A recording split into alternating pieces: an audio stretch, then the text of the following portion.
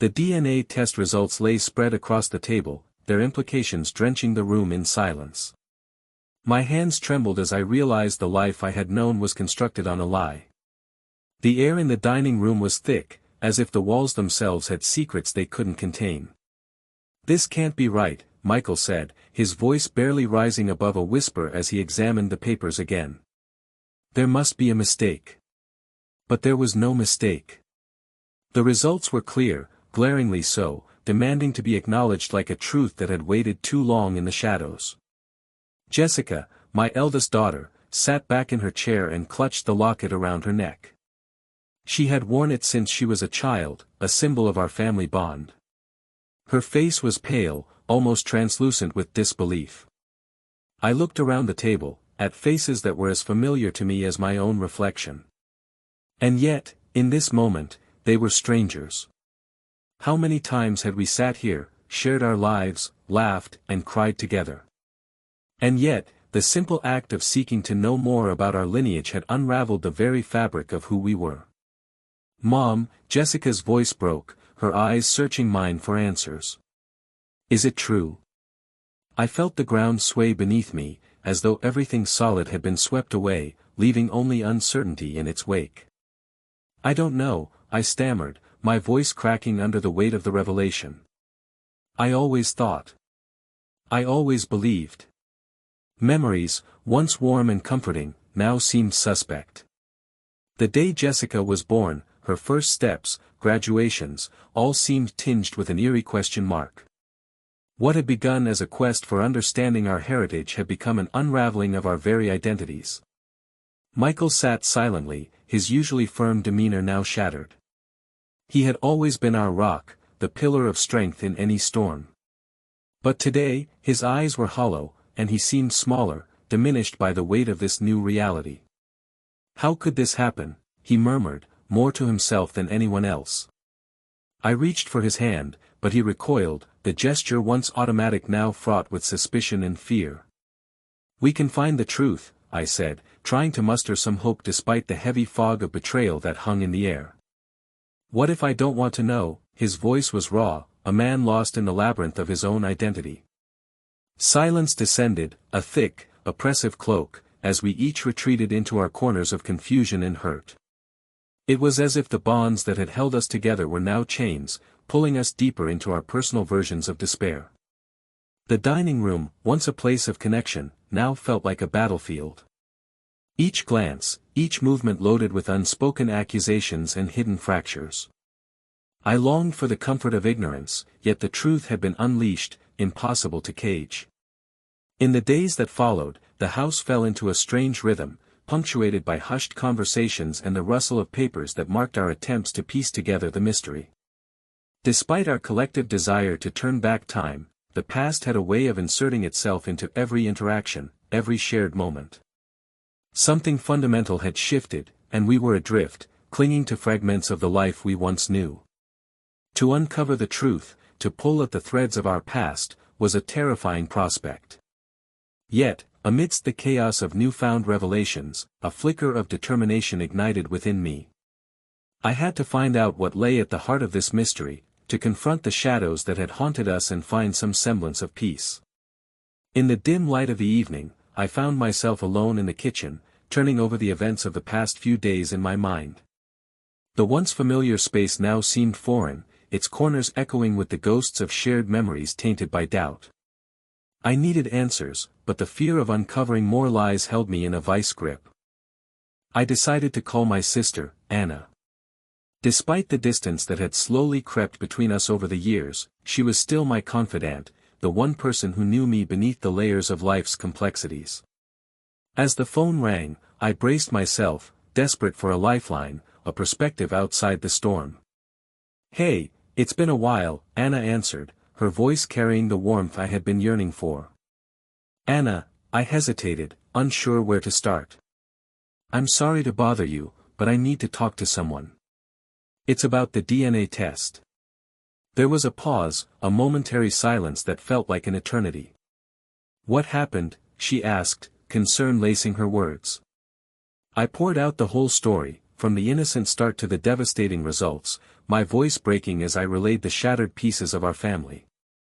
Anna listened without interruption, a steady presence amidst the tumult of my emotions.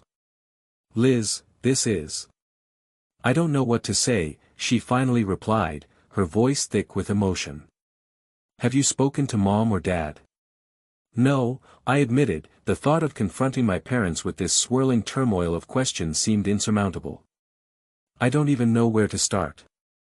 "You know them better than anyone. Maybe they can shed some light on this," Anna suggested gently.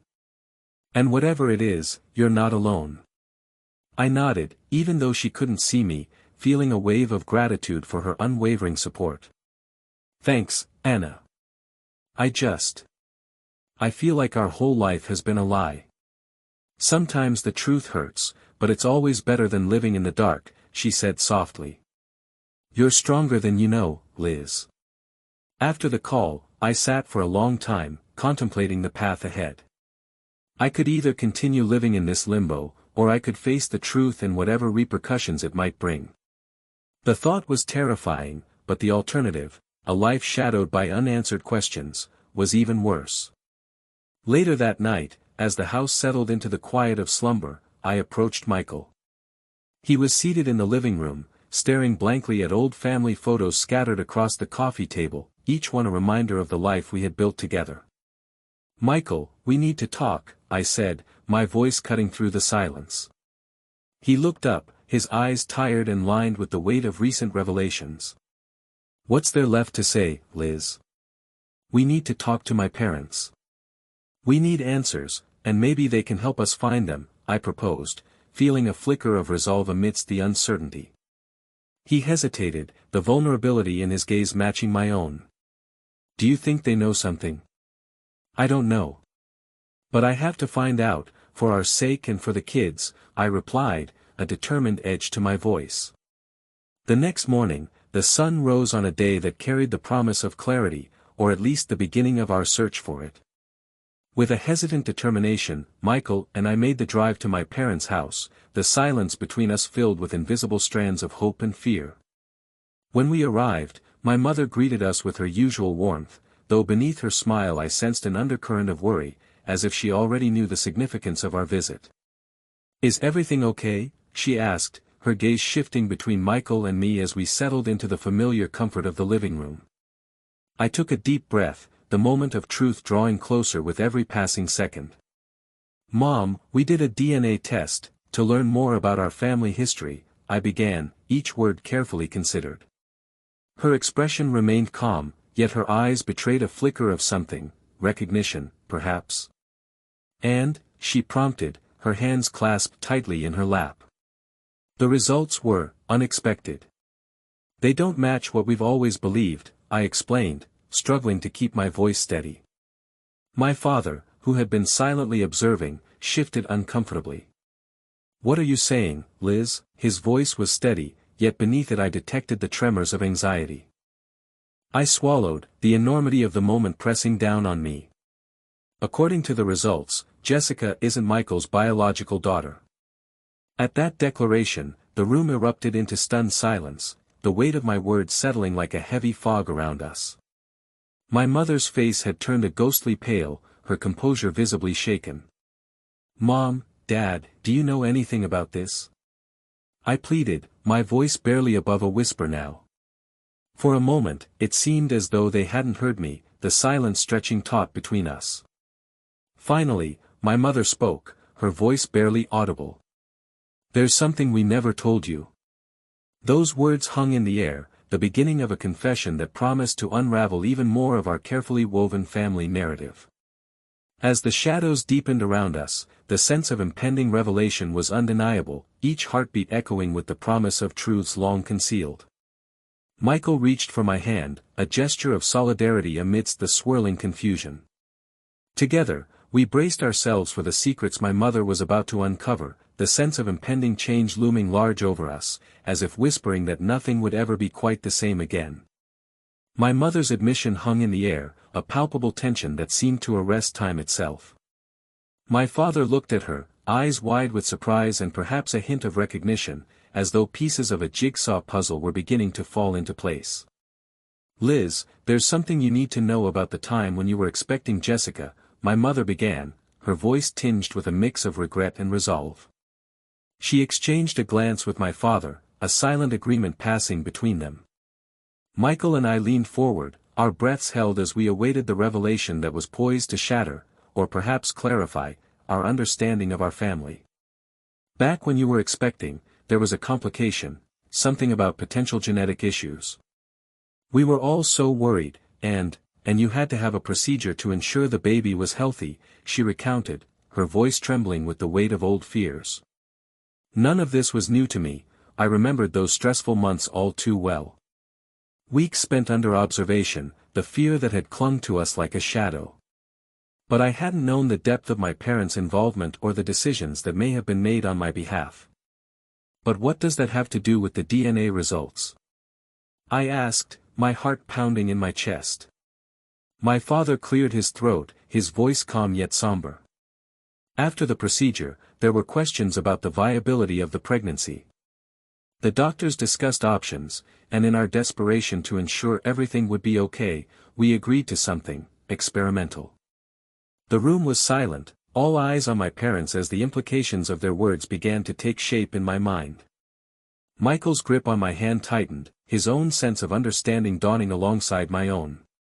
The doctors suggested a possibility, ensuring the baby's health by using different genetic material to minimize the risk of any inherited issues, my father continued, his voice steady but with a tremor of regret that was unmistakable.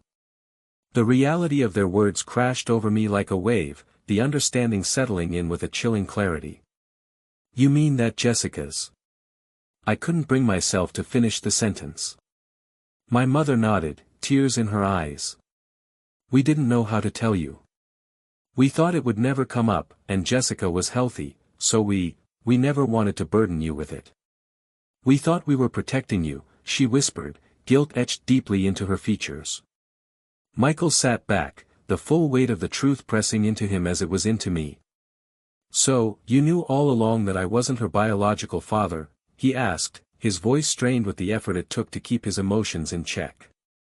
We didn't know how to tell you, my mother repeated helplessly, and we hoped it wouldn't matter. You've been a wonderful father, Jessica loves you, and that's all we ever wanted. A silence blanketed the room, a silence filled with the echoes of unspoken words and shared anguish. My parents' decision, made with the best of intentions, had set in motion a series of events that had led us to this moment. What about my birth father? I finally asked, my voice barely above a tremor as I dared to look at Michael. He met my gaze, his eyes deep pools of sadness but also resilience. Does it matter now, Liz? Our family was always about more than biology. His words, though meant to comfort, couldn't quell the storm of emotions within me. There was relief in knowing, but it was tangled with anger and a profound sense of betrayal. I just wish we had known, I said, my voice barely a whisper as I hugged myself, trying to offer some semblance of comfort amidst the tumult of emotions swirling within me. Well, now you do, my father said, his words gentle but firm. And whatever you do with that knowledge, know that we love you, and all we ever wanted was for you and Jessica to be healthy and happy. My parents' love was evident, a thread that had run through their every action, even this one, but it didn't erase the feeling of betrayal that simmered beneath my skin. The life I had believed in, the stories I had told myself about our family, felt irrevocably altered, as if I were viewing them through a shattered lens. In the days that followed, the initial shock of the revelation gave way to a tumultuous sea of emotions. Michael and I struggled to process what we had learned, grappling with the implications for our family and the future we had envisioned. Jessica, blissfully unaware of the storm that had engulfed us, continued to live her life, a beacon of innocence amidst the chaos. Watching her, I felt the pull of a fierce protectiveness, a desire to shield her from the complexities of the truths we had uncovered. But how long could we keep her in the dark? The question gnawed at me, intertwining with the guilt and the burgeoning resolve to find a way through this. I knew that one day, I would have to sit down with her and explain the tangled roots of her beginnings, to reassure her of the love that had always surrounded her, regardless of genetics. Michael, too, was battling his own demons, his sense of identity and role within the family challenged by the revelations. Despite his inner turmoil, he stood by me, our bond strengthened by the shared experience of navigating this unexpected journey together. In the quiet moments, when the chaos of the world was held at bay, I would find solace in our partnership. The love that had weathered so many storms now called upon to bear this new, unexpected weight. We knew, deep down, that the task ahead would not be easy. The road to healing, to understanding, was long and daunting. Yet, amidst the uncertainty, there was a flicker of hope, the belief that we could emerge from this stronger, more resilient, a testament to the enduring power of love. But the past, once unearthed, had a way of demanding attention, and the specter of my own biological parentage loomed ever larger, unaddressed questions whispering in the shadows, urging me to uncover the full truth of our family's tangled history. With a deep breath, I steeled myself for whatever lay ahead, the determination to seek answers unwavering. The journey was far from over, and as my resolve solidified, I knew that somehow, some way, we would find a way to piece together the fragments and forge a new path toward the future. The weeks that followed were a maze of emotions and decisions. Michael and I spent countless nights talking about our next steps, how to handle the truth we had unearthed, and how to move forward for Jessica's sake. The looming question of her biological origin was a quiet current beneath every conversation, every plan. Determined to uncover the truth without causing undue distress to our daughter, I immersed myself in research, seeking any records from the hospital where the procedure had taken place. With patience and persistence, my efforts finally yielded fruit, a name buried within layers of documentation, Dr. Alan Harris, the specialist who had overseen my care during that fateful time. Armed with this lead, Michael and I arranged a meeting with Dr. Harris, hoping he could provide the answers we so desperately needed. The anticipation was palpable as we arrived at the elegantly understated office, its glass doors reflecting the myriad of emotions we carried with us. Dr. Harris turned out to be a kind, elderly man with gentle eyes that held decades of medical wisdom. He welcomed us into his office, offering reassurance that he would assist us in any way he could. "I remember your case well, Elizabeth," Dr. Harris began, adjusting his glasses as he scanned through a file marked with my name. It was a significant moment in the field, albeit one fraught with ethical complexities. I nodded, my throat tight with anticipation. "We need to know more about the genetic material used in Jessica's case," I said, my voice steady despite the tumult within.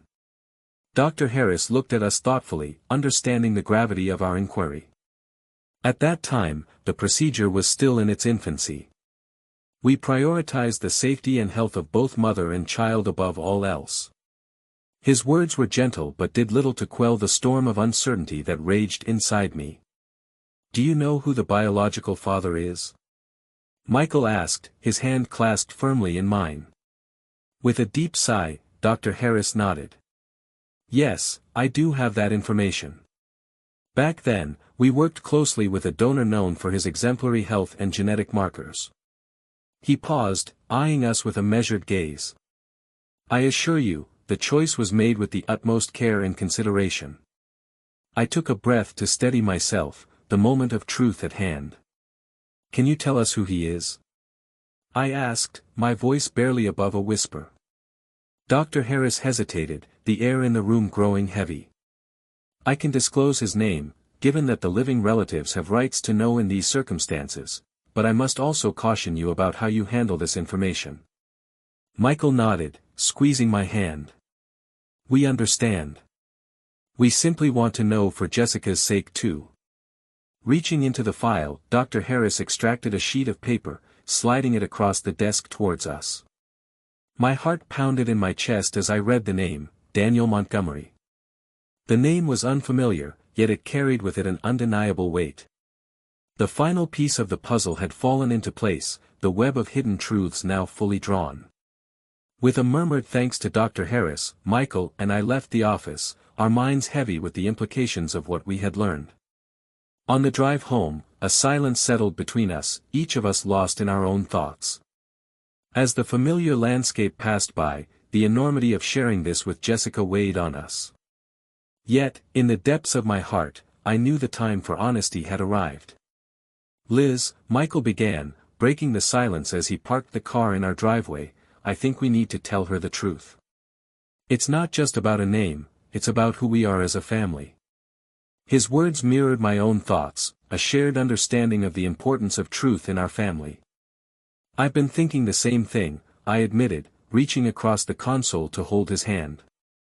We can't keep this from her.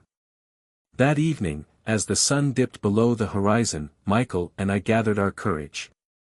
We approached Jessica, who was settled in the living room, her youthful innocence both a source of strength and vulnerability. As she looked up from her book, the air thickened with anticipation.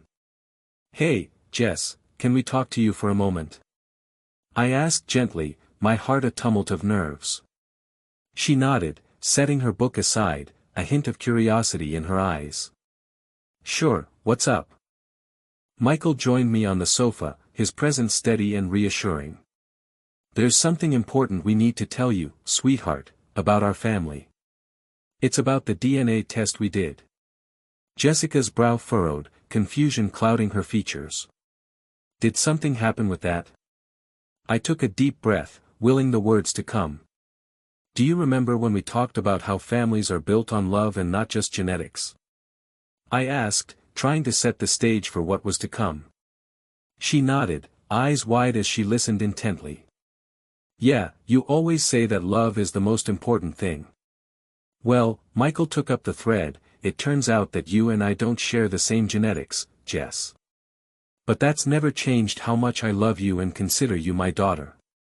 A silence followed his words, Jessica's eyes searching ours for understanding. "So, you're not my biological dad?" she asked, her voice tinged with uncertainty. "That's right," I confirmed, my hand resting gently on her shoulder. "But that doesn't change anything about how much we love you." Jessica studied us, her young mind processing the revelation. To my surprise and immense relief, she smiled, a gesture small yet filled with a maturity beyond her years. "I don't care about that stuff. You're my dad, and you always will be." Her declaration filled the room with warmth, a balm to the lingering doubts and fears. I felt tears prick at my eyes, overwhelmed by her acceptance and love. "We also found out the name of the donor, your biological father," I added gently, letting Jessica know we held no secrets from her. "But it's okay if you don't want to know or do anything about it now. It's your choice." She nodded, her gaze thoughtful. "Maybe someday. Right now, I'm just happy to be with you guys." In that moment, the heaviness that had settled over our family began to lift, a sense of unity and understanding taking its place. We had confronted the past, acknowledged the complexities of our origins, and emerged with a deeper bond than before. In the days that followed, we returned to the rhythm of life, enriched by the honesty we had chosen to embrace. The shadows of the past had not disappeared entirely, but they no longer held the same power over us. We had faced them together, strengthened by the love that defined us. Michael and I watched as Jessica thrived, her spirit unburdened by the weight of secrecy we had once feared would fracture our family. Our journey had tested us in ways we had never anticipated, but it had also reaffirmed the strength of our love, the unwavering foundation that would guide us through whatever lay ahead. As I stood at the window, the evening sun casting golden hues over our home, I realized that our story was one of resilience and hope. In facing the truth, we had reclaimed our family's narrative, transforming it into one of courage and enduring love. In the end, the truth had set us free, uniting us in ways that the bonds of blood never could.